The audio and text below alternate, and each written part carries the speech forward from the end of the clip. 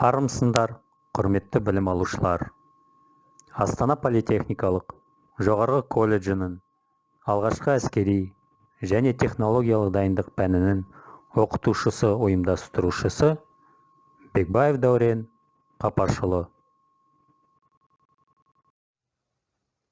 Бөлімнің атауы Қазақстан Республикасы Қарулы күштері мемлекеттік қауіпсіздік кепілі.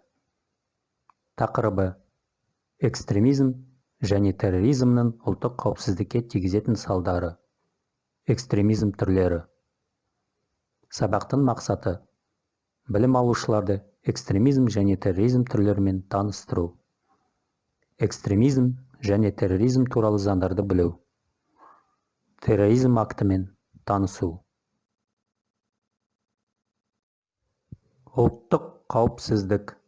Ол жеке адамның қауіпсіздігі, қоғамның қауіпсіздігі және мемлекеттің қауіпсіздігі. Ал енді білім алушылар, сабақ басталмас бұрын сендерге сұрақ. Экстремизм және терроризм қалай түсінесіңдер? Экстремизм және терроризм қандай түрлері бар?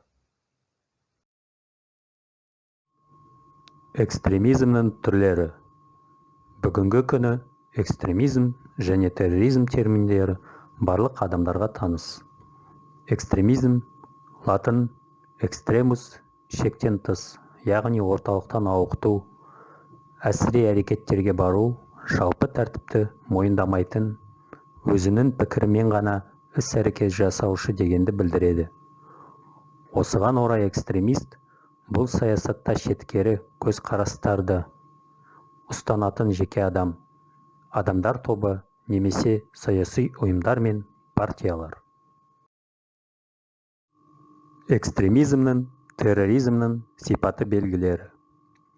Экстремизм түсінігі мен Қазақстан Республикасының экстремизмге қарсы іс-қимыл туралы заңының мазмұнына талдау жасау бізге кейбір ерекшеліктерді бөліп көрсетуге мүмкіндік береді. Экстремизм өзінің кез келген көрінісінде саяси болып табылады. Өйткені экстремистік қызмет астыртын саяси күреске бағытталады. Терроризм термині. Лаңкестік, терроршылдық. Саяси әлеуметтік себептерге байланысты жеке адамға, көпшілікке немесе мемлекетке қысым жасау, үрей туғызу мақсатында қасақана жасалатын қылмыстық іс-әрекет.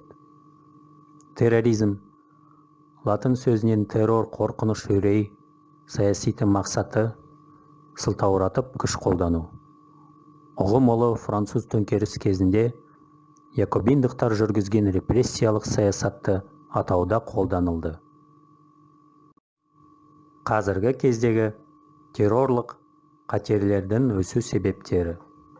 Бүгінде террорлық актілер әртүрлі елдерде жасалады. Алдағы уақытта қандай да бір елде террорлық қатерлердің туындамайтынын растауға негіздемелер жоқ. Мамандардың зерттеу нәтижелерін және бүкіл ақпарат құралдар мәліметтерін талдау бізге қазіргі уақытта террорлық қауіп қатерлердің өсу себептерін тұжырымдамауға кейбір негіздемелер беріледі. Террористік акт ұғымы.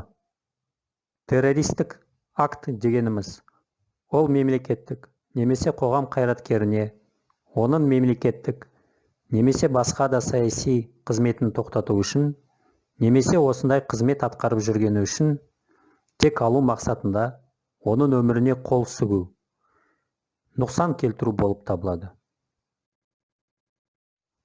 Есте сақта, Қазақстан Республикасының терроризмге қарсы күрес туралы заңы терроризм түсінігін халықты үйрендіру үшін жеке адамға, қоғам мен мемлекетке залал келтіруге бағытталған күш қолдану, немесе өзге де қылмыстық әрекеттерді жасау, түрлі қорқыту жолдарымен мемлекеттік органдардың, жергілікті өзін-өзі басқару органдарының, немесе халықаралық ұйымдардың шешім қабылдауына әсер ету практикасы деп қарастырады. Ал қазір сіздерге экстремизм, терроризм туралы бейнематериалды ұсынбақпын. Бейнематериал соңында сұрақтарға жауап береміз. Бірге қарайық.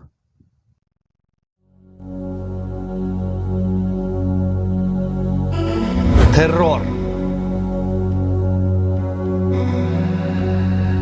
Қайдан? Неге?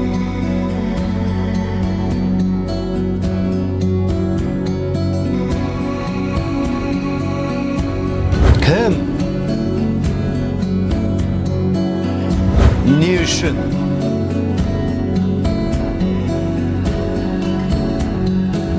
Қайда?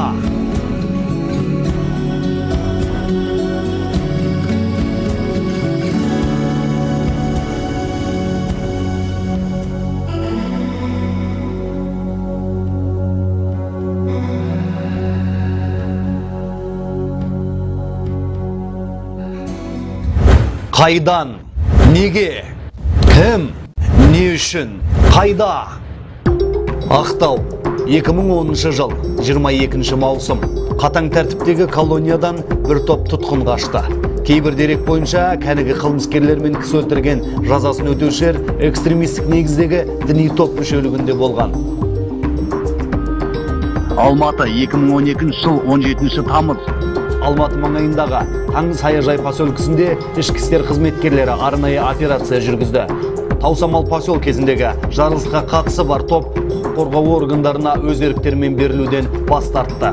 Полицейлерге оқ атып, қарсылық білдірді. Арнайы операция кезінде 9 адамның көзі жойылды.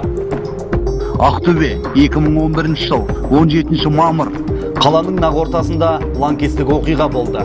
Жанкешті ұлттық қауіпсіздік департаментінің ғимаратында өзін-өзі жарып жіберді. Ақтөбе облысы, 2011 жыл, 1 шілде. Темір ауданында полицияның 2 қызметкерін өлтірген экстремистік топтың 9 мүшесі жойылды. Құқық қорғау құрылымына қарсылық көрсетіп, қару атқан қылмыскерлердің дені жастар. Атырау, 2011 жыл, 31 қазан. Қалада 2 жарылыс болды. Алдымен көшедегі қоқыс жәшігіндегі жарылғыш іске қосылып, тұрғын үй аумағындағы жанкешті өзін жарып мерт болды. Атырау қаласындағы жарылысқа қатысты 4 күдік ұсталды. Осы террористік актіні халифат жауынгерлер ұйымы мойнына алды. Тараз, 2011 жыл, 12 қараша. Қала ортасында жанкешті 7 адамды өлтіріп, қанды қырғын қылды. Олардың арасында жазықсыз құрбандар. 34 жастағы қылмыскер жихадшы болып шықты. Ұсталған бойда өзін-өзі жарып жіберді. Есіңде болсын, адам өмірі ең басты құндылық. Ал шынайы дін адам өлтіруге жетелемейді. Өзіңді алдауға жол берме. Экстремизм мен терроризмге жол жоқ. Қазақстан Республикасы Бас прокуратурасының тапсырысымен. Ал енді білім алушылар сұрақтарға жауап берейік. Экстремистік қызметтің субъектісі кім болып табылады? Террористік акт дегеніміз бұл не? Қазақстан Республикасының экстремизмге қарсы іс-қимыл туралы заңы экстремизм түсінігіне қандай анықтама береді? Экстремизм мен терроризмнің сипаты белгілерін атаңдар. Қалай ойлайсыңдар? Заманауи дүниедегі террорлық қауіп қатерлердің өсу себептері қандай? Террористік акт дегеніміз бұл не?